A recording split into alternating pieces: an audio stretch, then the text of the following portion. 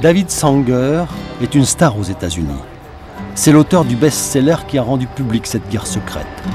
C'est un des journalistes américains les mieux informés sur les coulisses de la Maison-Blanche. Quel était l'objectif de cette arme secrète au départ? Il y avait deux objectifs. Le premier était de ralentir les Iraniens pour donner une chance à la diplomatie et aux sanctions. Mais le second objectif était de convaincre les Israéliens qu'il y avait une alternative au bombardement aérien de ces installations.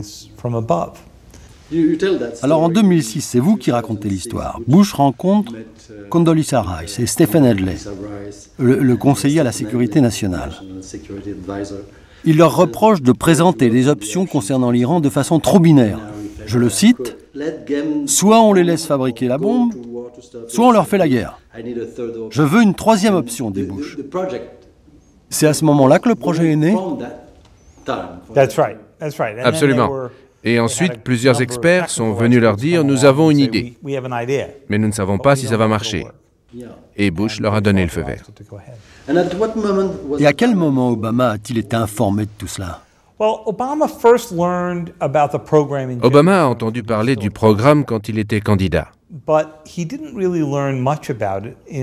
Mais ce n'est que la veille de son investiture qu'il a été invité à la Maison-Blanche pour un entretien privé avec George Bush, qui allait quitter son poste. Et le président Bush lui a dit « Quoi que vous ayez dit pendant votre campagne, il y a deux programmes que vous feriez bien de poursuivre. » Le premier était déjà bien connu, puisqu'il s'agissait de celui des drones. Et l'autre, beaucoup plus secret, c'était Olympic Games. Et après, il y a l'incident, le gros bug, en 2010, quand Stuxnet est dévoilé et se répand partout sur la toile.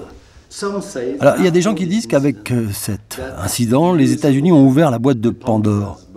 Quelles vont être les conséquences après tout cela? Il n'y a aucun pays au monde plus vulnérable aux cyberattaques que les États-Unis. Nous sommes tous sur Internet, que ce soit avec nos smartphones ou nos comptes bancaires en ligne.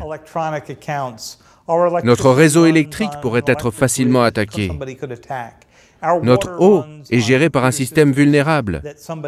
Et le trafic aérien, c'est pareil. Donc le président était inquiet. Il ne voulait surtout pas que les cyberattaques menées par les États-Unis se retournent un jour contre nous.